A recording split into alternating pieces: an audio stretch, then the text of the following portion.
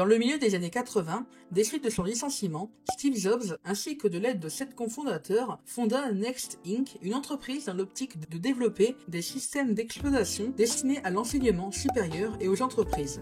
Les débuts de Next Inc. seront soutenus avec des financements comme ceux par IBM jusqu'en 1990, de Canon centrés sur la partie production d'ordinateurs ou bien Adobe pour des fonctionnalités comme par exemple le display PostScript. En juin 1989, la première version de NextStep sera vendue uniquement à un groupe de développeurs et aux universités uniquement aux États-Unis. De par ailleurs, des conférences avec Steve Jobs auront lieu avec des démonstrations du produit, en l'occurrence sur le système en lui-même et NextCube, nom donné à l'ordinateur personnel qui exécutera ce dernier. Les débuts des années 90 marquent surtout le passage à la deuxième version qui lancera 2 nouvelles gammes de produits, l'une appelée Next Station qui, comme son nom l'indique, est destinée aux stations de travail, et Next Dimension. Mais qu'est-ce que... Non, pas ça. Ça, une carte d'accélération avec prise en charge du support vidéo ou un processeur RISC pouvant exécuter display PostScript. L'année suivante viendra la version 2.1, puis en 1992 la troisième version majeure qui sera la première à pouvoir être tournée sous un PC utilisant du 486. Au même moment, Next Inc. deviendra Next Software Inc., mettant fin aux usines qui seront revendues auprès de Canon, utilisées pour la production d'ordinateurs.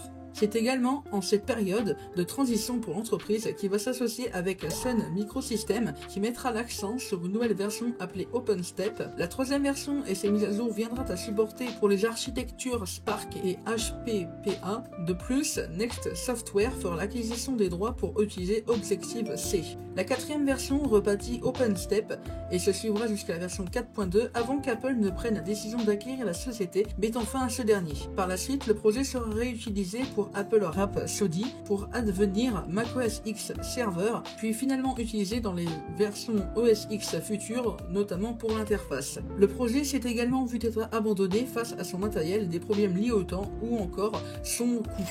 Mais alors, qu'est-ce qu'on attend pour pouvoir le tester? Nous pouvons déjà utiliser des solutions de virtualisation comme VMware ou VirtualPC, mais nous utilisons Infinite Mac, un site internet qui regroupe les anciennes versions de Mac, ainsi que les systèmes Next Step, afin de pouvoir directement avoir accès aux différents systèmes. On va donc commencer par tester la version 0.8 de NextStep.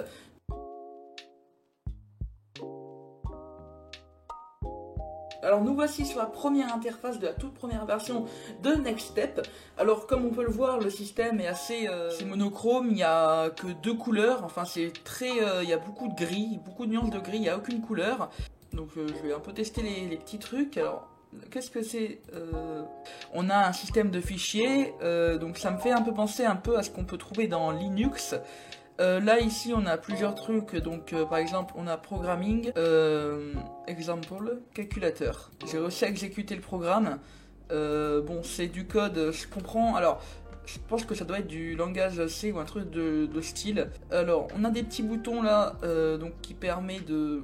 Je sais pas à quoi ça sert ce bouton là, je pense que c'est pour déplacer la fenêtre, un truc de ce genre. Ça c'est pour directement mettre dans la barre des tâches. Je peux aller dans Utilities, quand même pas mal de trucs.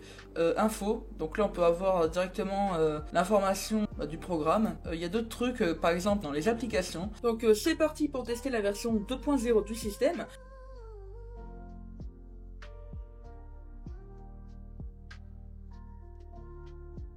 Il y a quand même des trucs qui y a, donc déjà il y a une erreur. External disk is unread.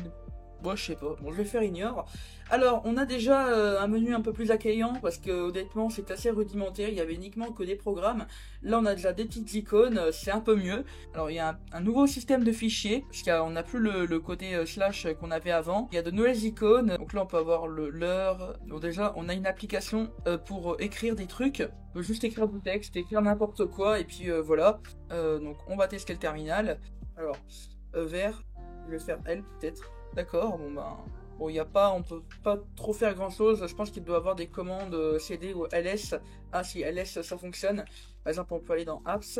Donc, si j'imagine, on fait comme ça.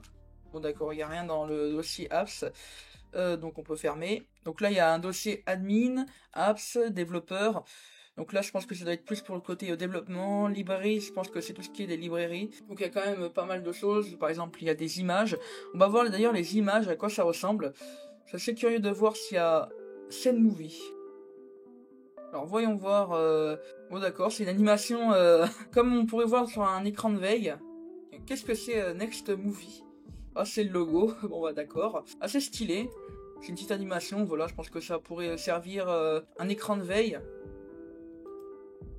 Là il y a deux trucs, par exemple Tool, Process, Disque. Donc nous allons lancer la version 3.3 du système.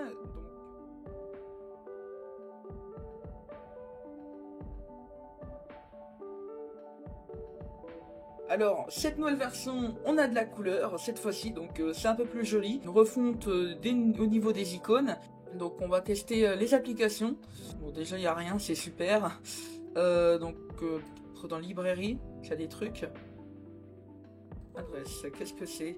Bon, je pense que ça doit être un système de mail ou un truc de ce genre. Donc en appuyant sur clic droit, on peut avoir accès au petit menu là qui se trouve là.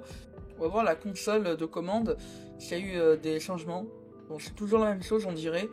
C'est juste que, ouais, c'est toujours en mode clair. Ah, il y a même des erreurs. Bon, après, s'il y a des erreurs, c'est normal, vu que ce n'est pas une vraie machine. La corbeille. Qu'est-ce que c'est cette application qui est Daydream? Ça a l'air intéressant, on va voir si ça marche. Ça semble ne pas vouloir s'ouvrir. On peut même pas le glisser dans le bureau. Passons à la dernière version de Next Step, qui a été rebaptisée OpenStep. Donc la version 4.2.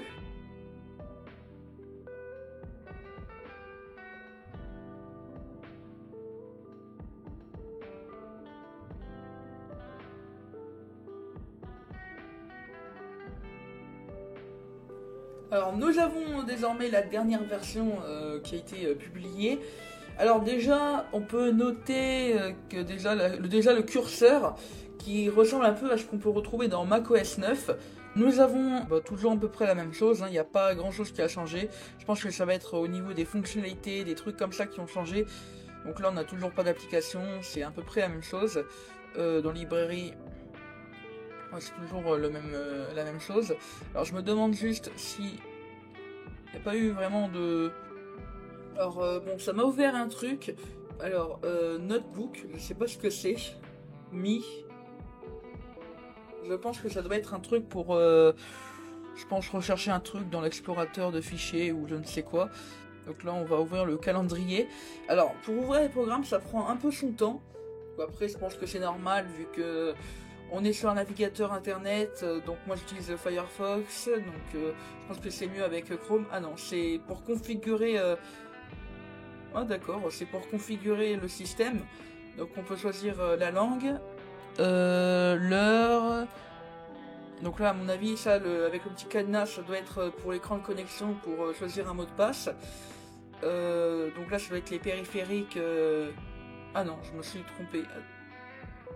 Ouais, non, là j'avais raison, c'était bien. J'étais un peu trop vite.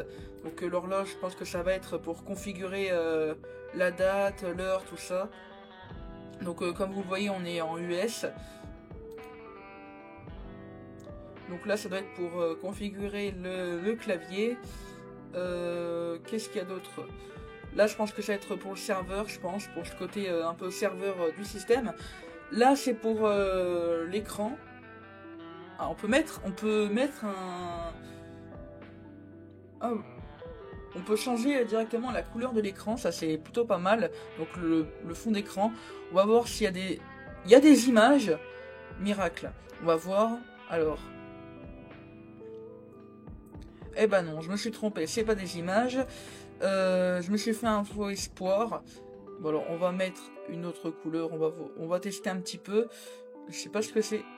Je pense qu'il doit être un piqueur, une loupe pour sélectionner ouais, j'avais raison, c'était un truc pour sélectionner les couleurs.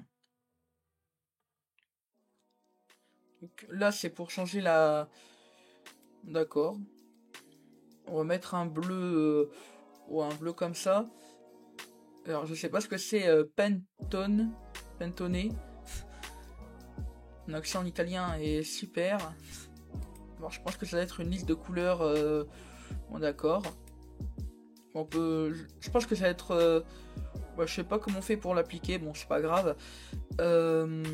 Alors là c'est pour configurer le son. Alors fond de préférence, là c'est pour choisir la police d'écriture par défaut. Donc là il y a quand même pas mal de trucs. Menu préférence, je crois que ça doit être pour configurer ce menu là. Je sais pas trop quoi mettre là-dedans en vrai. Je pensais que c'était pour côté serveur, bah non, je me suis trompé. Là c'est pour les services. Là, là je comprends rien du tout.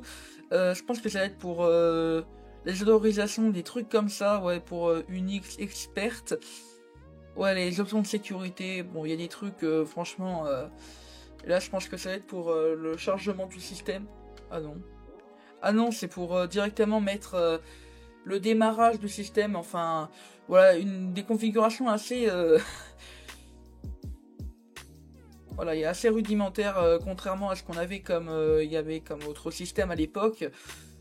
À cette époque-là, donc en fin 90, on avait du Windows 98, et dans la même veine que Nextstep, il y avait macOS. De macOS c'était mieux en termes de configuration, c'était un peu mieux parce que là contrairement là qu'on voit Nextstep honnêtement, enfin OpenStep ou Nextstep, bon moi je l'appelle Nextstep, là on voit c'est assez basique, on n'a pas vraiment de... On a un gestionnaire de fenêtres, on a un petit menu là, et puis... Donc et ben voilà en tout cas pour cette vidéo, si elle vous a plu, n'hésitez pas à vous abonner, à liker, à partager, à commenter, voilà, et si vous souhaitez plus de vidéos sur des systèmes abandonnés, dites-le moi en commentaire. C'était qu'à faire, à plus.